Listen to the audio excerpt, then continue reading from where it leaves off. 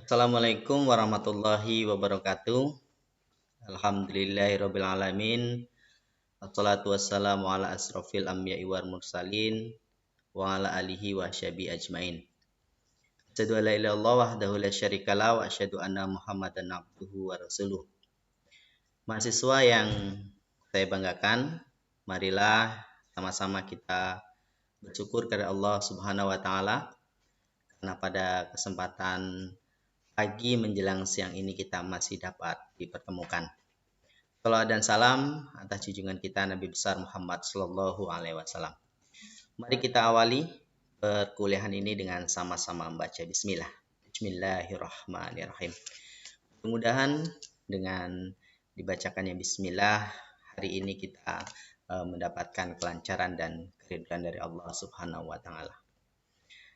Apa kabar mahasiswaku sekalian yang baik, yang ganteng-ganteng, yang cantik-cantik? Sudah sarapankah pagi hari ini? Oh sudah. Ada yang belum ya? Iya. Jadi jangan lupa sarapan, karena sarapan itu nantinya akan memberikan tenaga atau energi sehingga kita bisa fokus untuk berpikir. Sarapannya juga yang bergizi, jangan asal sarapan. Walaupun saya tahu mungkin sebagian adalah anak kos ya, tapi asupan atau sarapan itu tetap harus diperhatikan. Pada kesempatan ini, di pertemuan pertama, saya akan menyampaikan materi, yaitu administrasi dan manajemen. Izinkan perkenalkan, saya Rosidin SOC MSI, dosen Universitas Muhammadiyah Bengkulu pada Prodi Ilmu Administrasi Publik. Saya lahir di Banjarnegara tanggal 12 Januari 1982. Saya mempunyai istri Anita Endrieni dan saya punya 3 orang anak, Hafiz Azikro, Arika Fatina, Haidar Rais. Saya tinggal di Jalan W.S. Supatman, Gang Peternakan, Pematang Gubernur Bengkulu. Yang butuh HP saya boleh di 0813 777 92108. Pendidikan saya S1 di Universitas Muhammadiyah Bengkulu dan S2 di Universitas Bengkulu. Selama mahasiswa dan sampai hari ini saya punya pengalaman berorganisasi, pernah menjadi ketua komisariat IMM Fakultas Agama Islam, sekretaris RM Kota ya, sekretaris DPD IMM, ketua DPM UMB atau Senat Mahasiswa, kemudian pernah menjadi sekretaris redaksi Dian Mentari. Saya juga pernah menjabat sebagai direktur Haine Study Center dan saya pernah menjabat sebagai staf ahli DPD RI. Mudah-mudahan ini bisa menjadikan taruh kita ya, sehingga kita saling mengenal. Kita langsung saja ke bab 1, yaitu hakikat dan konsep administrasi. Nah, mahasiswa sekalian tahu apa itu hakikat dan konsep administrasi? Siapa yang tahu? Mungkin Utari tahu? Iya, betul. Tapi belum tepat sekali ya. Kemudian Jenny, coba Jenny, apa itu hakikat konsep administrasi? Iya, sudah lebih tepat. Mungkin ada yang mau menyampaikan lagi, mungkin Jendri. Iya, lebih tepat lagi ya. Jadi hakikat dari administrasi adalah pola hubungan dan kerjasama untuk mencapai sebuah tujuan. Ya, tujuan pembelajaran pada kesempatan ini adalah mahasiswa dapat memahami dan menjelaskan tentang hakikat dan konsep administrasi. Karena ini baru pertemuan awal, jadi kita belum ada taraf hot ya, dengan pertanyaan-pertanyaan yang menganalisis dan berpendapat lebih dalam lagi, tetapi kita masih lots ya, yaitu kita dapat memahami dan menjelaskan hakikat dan konsep dari administrasi itu sendiri. Arti administrasi secara etimologi. Secara etimologi, istilah administrasi berasal dari bahasa Inggris, dari kata administration atau to administrate. Kata to administers diartikan sebagai to manage atau mengelola atau direct, menggerakkan. Kata administrasi juga dapat berasal dari bahasa Belanda. Administrasi yang mencakup usaha. Istilah, pengertian, dan hakikat administrasi di Indonesia pada mulanya berasal dari Eropa Barat atau Eropa kontinental melalui penjajahan Belanda. Jadi kata administrasi itu bukan asli dari bahasa Indonesia ya, tetapi merupakan dari bahasa Eropa Barat, baik Belanda maupun Inggris yang pernah menjajah Indonesia, dan itu dibawa ke Indonesia melalui penjajahan Belanda. Gitu. Tapi hari ini kata administrasi itu dipakai dalam bahasa Indonesia, merupakan bahasa serapan. Kemudian apa pengertian administrasi? Ya, siapa yang tahu? Ya, mungkin Beta tahu, Rio belum. Ya, belum ya. Tidak apa-apa ya. Coba ini aja, sepengetahuan Anda saja, apa itu administrasi? Ya. Jadi administrasi dalam arti sempit itu adalah merupakan penyusunan dan pencatatan data dan informasi secara sistematis dengan maksud untuk menyediakan keterangan serta memudahkan memperolehnya kembali secara keseluruhan dan dalam hubungan satu sama lain. Ketika secara praktis biasanya orang bilang, apa itu administrasi? Administrasi itu ini nih. Uang maksudnya ya. Ya, berarti begitu kita ngurus KTP, administrasinya atau kita mengurus sertifikat, administrasinya, mengurus apa saja begitu ya yang berkenaan dengan pelayanan publik gitu ya, kita mesti akan ditanya administrasinya. Nah, biasanya administrasi itu uang. Jadi itu pengertian yang salah ya. Administrasi itu bukan uang, tapi administrasi itu adalah penyusunan, pencatatan informasi yang secara sistematis ya, yang memudahkan orang untuk memperoleh kembali keseluruhan atau sebagian data-data yang dia butuhkan dalam hubungan sesama gitu. Ya. Lanjutkan. Ini pengertian administrasi secara menurut para ahli. Ya. Para ahli berbeda pendapat, namun nanti kita simpulkan ya. Kita lihat. Lian Ji di tahun 1990 dia mengatakan bahwa administrasi adalah segenap rangkaian kegiatan penetapan terhadap pekerjaan pokok yang dilakukan oleh kelompok orang dalam kerjasama yang ingin dicapai untuk tujuan tertentu. Itu kata Lian Ji. Oh iya, Ji, ini ada yang mau ditanyakan? Silakan. Apa yang mau ditanyakan? Oh iya, iya. Jadi begini. Apakah surat itu merupakan administrasi? Iya, saya katakan bahwa ketika orang melakukan pekerjaan menyurat itu, yaitu merupakan satu bentuk dari administrasi yang sederhana sebenarnya. Dan kemudian pertanyaan berikutnya adalah bagaimana surat itu diadministrasikan? Ya, pertama, ketika ada orang menyampaikan surat, biasanya akan masuk ke humas. Nah, humas melalui staf administrasinya akan mencatat surat tersebut. Kemudian meneruskan surat tersebut. Nah, siapa yang berhak untuk mendisposisikan meneruskan surat itu? Biasanya kepala sekretariat atau bagian administrasi gitu ya, yang dipercayai kepala dari bagian administrasi. Kemudian di pimpinan, itu langsung ke manajer atau itu nanti ke supervisor atau itu nanti langsung ke karyawan gitu. Surat itu ditujukan ya. Dan nanti di mana pengarsipannya? Biasanya ada lembaga tersendiri atau badan tersendiri atau unit tersendiri ya, mungkin lebih ke unit ya, yang dia memang tempat pengarsipan gitu. Jadi segala arsip nanti akan jatuhnya ke sana gitu ya.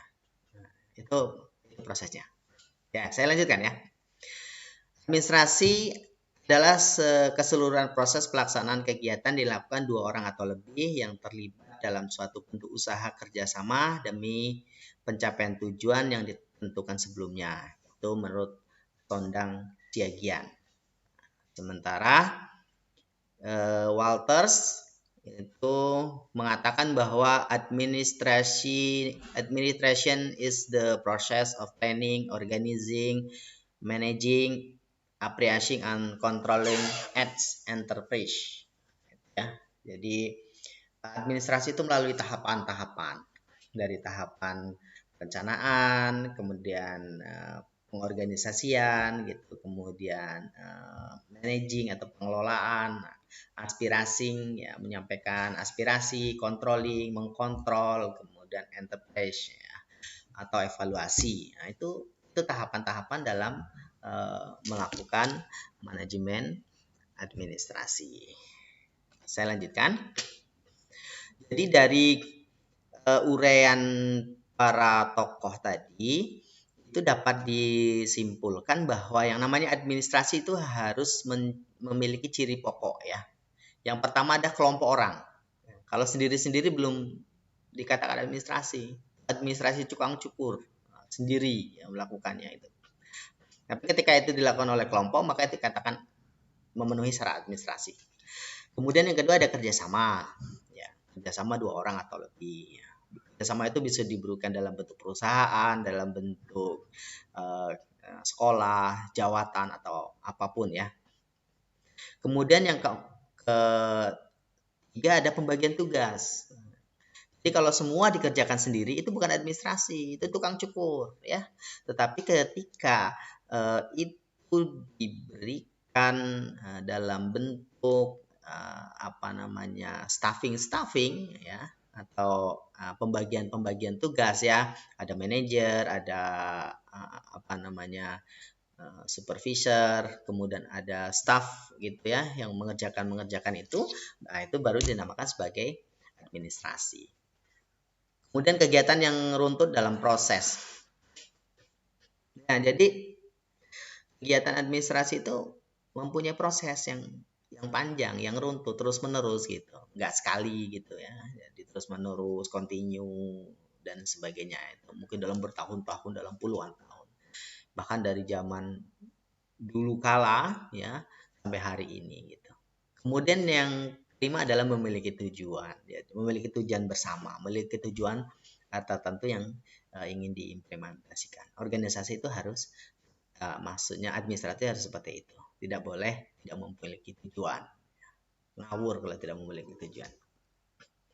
Maka dapat disimpulkan ya, jika disederhanakan maka ciri pokok untuk dapat disebut sebagai administrasi adalah yang pertama kerjasama yang dilakukan oleh sekelompok orang. Yang kedua kerjasama dilakukan berdasarkan pembagian kerja untuk struktur. Kerjasama dimaksudkan untuk mencapai tujuan. Untuk mencapai tujuan pemanfaatan sumber daya manusia. Ya, sampai sini ada yang ditanyakan? Oh iya, Ibu Tari mau tanya. Ya silakan Ibu Tari. Ibu Tari silakan. Apa pertanyaannya? Ya. Nah, jadi ketika ada orang, ada tujuan, ada kerjasama, ada proses, nah itu yang dinamakan sebagai administrasi. Kalau sendiri-sendiri ya nggak administrasi. Kalau kita kemudian mencatat belanjaan di rumah ya itu bukan administrasi ya. Ya walaupun mungkin ya administrasi juga, tapi ya belum dikatakan sebagai administrasi dalam pengertian yang sangat luas. Itu mungkin administrasi dengan pengertian yang sangat sempit. Next. Strukturisasi dan fungsionalisasi dalam administrasi. Jadi dalam administrasi itu ada strukturnya. Secara umum seperti ini. Yang pertama adalah administrator. Administrator itu adalah orang atau lembaga yang menjalankan administrasi gitu ya. Kemudian di bawahnya ada manajer, ya. Setelah manajer itu orang yang mengelola. Dia punya tanggung jawab gitu ya. Kemudian supervisor adalah orang yang mempunyai keahlian tertentu di bidangnya tentunya. Kemudian staff, dan ya, staf administrasi, staf apa gitu, staf ya yang membackup pekerjaan. Kemudian pekerja atau karyawan, ya.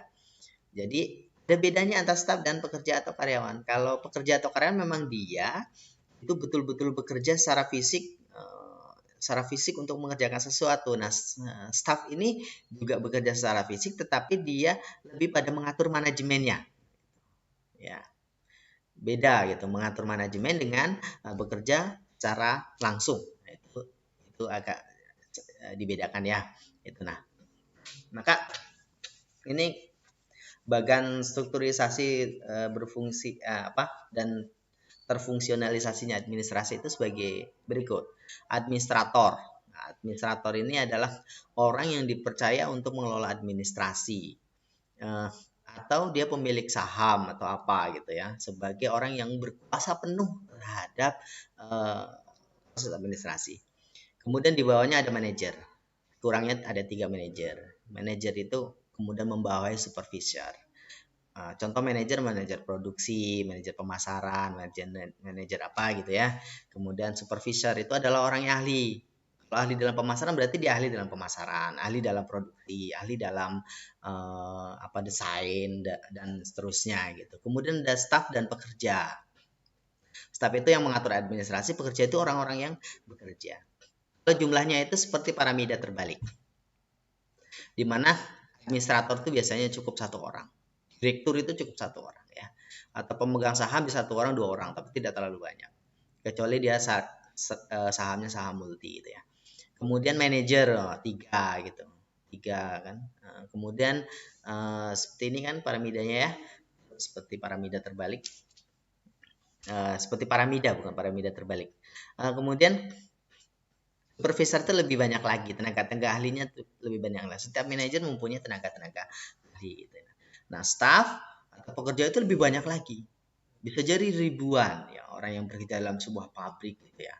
Manajernya 1, administratornya 1, direktur gitu ya. Kemudian manajernya ada 3, supervisornya mungkin ada 6 atau 9 ya. 10 boleh. Kemudian staffnya itu bisa jadi 1000 atau pekerjanya dan staffingnya itu bisa jadi 1000 gitu. Itu sebuah perusahaan yang ideal. Ada pertanyaan? Oh iya, silakan. Ya, bagus sekali pertanyaannya ya. Jadi apakah harus ada strukturisasi seperti ini? Iya, kalau tidak ya bagaimana? Kalau dikelola sendiri, dia direkturnya, dia manajernya, dia supervisornya, dia juga bekerja, nggak bisa gitu ya. Itu tidak mendudukkan sesuatu pada tempatnya. Nanti akan ada banyak kelemahan ya. Apakah mudah struktur ini efektif? Ya, efektif menurut saya. Memang kita harus menggaji atau kan modal-modal untuk strukturisasi ini. Nah, tetapi ya strukturisasi ini penting. Ketika tidak ada strukturisasi, maka apa yang akan terjadi? Tidak ideal. Seorang direktur dia juga langsung bekerja. Nah, itu bukan administrasi. Tapi administrasi, direktur adalah fungsinya memimpin, leader gitu ya. Kemudian manajer juga leader. Nah, supervisor mungkin keahlian gitu ya. Kemudian staff dan kawan dia memang betul-betul bekerja, tidak ada sifatnya yang untuk mempengaruhi orang atau membuat keputusan, itu tidak ada pada staf dan pekerja, kecuali keputusan dia mau mengundurkan diri ya, itu berbeda. Saya lanjutkan, pentingnya studi administrasi ya. Jadi studi administrasi itu sangat penting ya. Yang pertama, studi dan peran administrasi disebabkan oleh dalam kehidupan masyarakat modern terjadi perubahan pola kehidupan segala bidang pengelola kehidupan berdasarkan kerjasama keorganisasian. Jadi dikatakan sebagai organisasi atau administrasi yang modern itu ketika organisasi itu ada administrasinya berjalan. Ketika organisasi itu dikelola oleh sendiri, maka itu tidak dikatakan sebagai organisasi yang modern. Semakin modern sebuah organisasi, seharusnya administrasinya semakin baik. Ya. Pola kehidupan organisasi ini berkaitan dengan pola kehidupan modern dan cara berpikir serta bekerja secara rasional. Jadi seorang yang kemudian telah coba untuk meletakkan administrasi sebagai hal yang penting dalam mengelola usaha atau mengelola proyek dan seterusnya, maka dia dikatakan sebagai seseorang yang sudah coba berpikir secara rasional. Ya. Karena tidak mungkin sebuah pekerjaan itu dilakukan oleh orang sendiri-sendiri atau masing-masing, tapi dia harus dilakukan oleh secara bersama-sama. Ini ciri modernitas ya. Cara berpikir dan bekerja secara rasional ini terkaitan dengan pengetahuan dan teknologi modern ya. Tidak bisa kemudian sebuah perusahaan atau sebuah usaha itu dilakukan dengan teknologi yang sederhana untuk mencapai hasil yang efektif. Untuk mencapai hasil yang efektif harus dikerjakan dengan cara yang modern gitu ya, dengan teknologi. Nah, paradigmanya ini perlu dirubah, di mana seseorang itu harus memiliki paradigma yang benar. Maksud dari paradigma yang benar adalah paradigma modernis, bukan paradigma lama atau kolotan gitu yang tetap mempertahankan apa yang sudah diwariskan oleh nenek moyang contohnya ya. Tetapi kita berpikir lebih modern. Karena berpikir modern itu berpikir praktis, ekonomis, tepat guna dan seterusnya gitu. Sehingga dalam pengelolaan administrasi nantinya ini akan sangat membantu ya.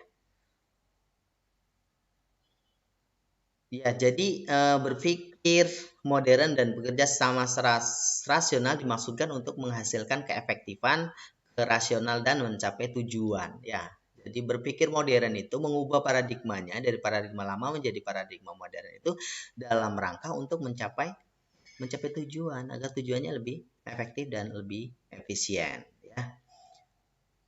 Jadi, selanjutnya adalah berpikir dan bekerja secara rasional dengan teknologi modern dan dengan pola kehidupan berorganisasi modern ke arah efisien dan efektivitas memerlukan administrasi. Jadi administrasi ini dalam rangka mengelola kerja agar kerjanya itu dilaksanakan secara rasional dengan pendekatan teknologi modern dan pola berorganisasi modern.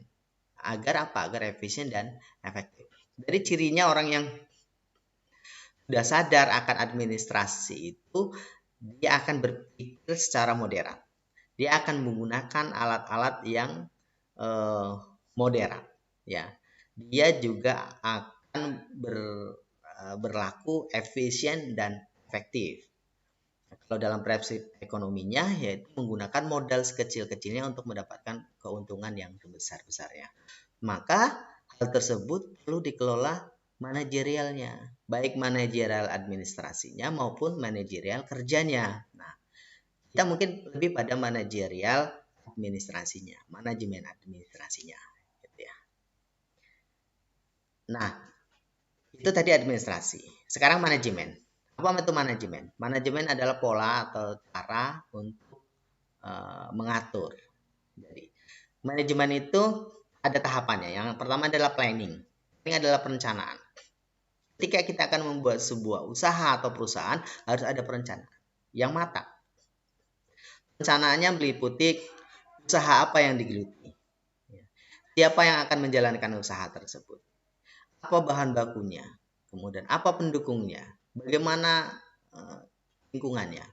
Kemudian bagaimana pengelolaan dan seterusnya, pengemasan, pemasarannya sampai konsumen. Kemudian dikaji juga tentang kelemahan dan kelebihannya melalui analisis SWOT. Itu planning ya. Kemudian yang kedua adalah organizing. Organizing adalah orang-orang yang melaksanakan usaha tersebut. Ya, siapa direkturnya, siapa komisarisnya, kemudian siapa administratornya, siapa pekerjanya dan seterusnya perlu pos-pos itu perlu diisi.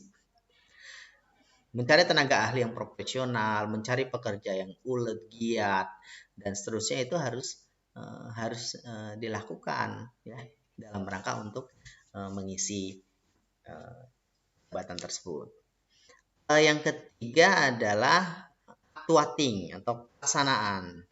Jadi tadi planningnya sudah, kemudian organizingnya sudah, berarti actuating tinggal pelaksanaan. Nah, apa yang melaksanakannya adalah organizing ini nanti. Terus ya apa yang dilaksanakan adalah yang direncanakan dalam planning itu tadi ya. Itu maka perlu dilaksanakan. Ya, setelah itu controlling, dikontrol. Pelaksanaan dikontrol. Siapa yang mengontrol? Yang mengontrol adalah administrator atau manajer ya. Nah, jadi mengontrol kerja supervisor, kerja karyawan, dan kerja produksi, kerja pemasaran, dan seterusnya dikontrol. Kemudian setelah dikontrol, tahap akhir adalah evaluating, dievaluasi. Apakah produktivitas yang dilakukan selama ini itu berjalan dengan baik atau tidak? Apakah produktivitas yang selama ini dilakukan itu tepat atau tidak? Yang penting adalah memiliki keuntungan atau tidak. Karena organisasi yang kita buat adalah organisasi profit, gitu ya. Tapi ketika organisasi yang kita buat adalah organisasi sosial, maka kita tidak perlu menghitung untung rugi. Nah, tapi karena ini adalah organisasi profit yang saya contohkan tadi, maka perlu dilakukan studi untung dan rugi. Ketika untung dilanjutkan, ketika rugi mungkin merger atau apalah namanya gitu ya. Mahasiswa-mahasiswaku sekalian, itu yang dapat saya sampaikan. Saya ucapkan terima kasih ya atas kebersamaan kita pada pagi menjelang siang ini. Mudah-mudahan ilmu yang saya berikan bermanfaat. Sebenarnya saya tidak mau berbicara banyak, saya ingin banyak berdiskusi saja ya dalam hal ini. Nah, kita nanti akan teruskan dalam sesi-sesi diskusi. Dapat saya simpulkan dari pertemuan ini, yang pertama bahwa administrasi itu sangat penting keberadaannya ya, untuk menjalankan sebuah usaha, baik usaha dalam bidang sosial maupun dalam bidang ekonomi atau profit. Ya. Yang kedua, bahwa dalam membuat sebuah usaha itu perlu dilakukan tahap-tahap yang dinamakan dengan manajemen administrasi, yaitu planning, organizing, actuating, evaluating, dan controlling. Demikian, mari kita akhiri pertemuan ini dengan sama-sama baca Alhamdulillah. Alhamdulillahirrabbilalamin. Assalamualaikum warahmatullahi wabarakatuh.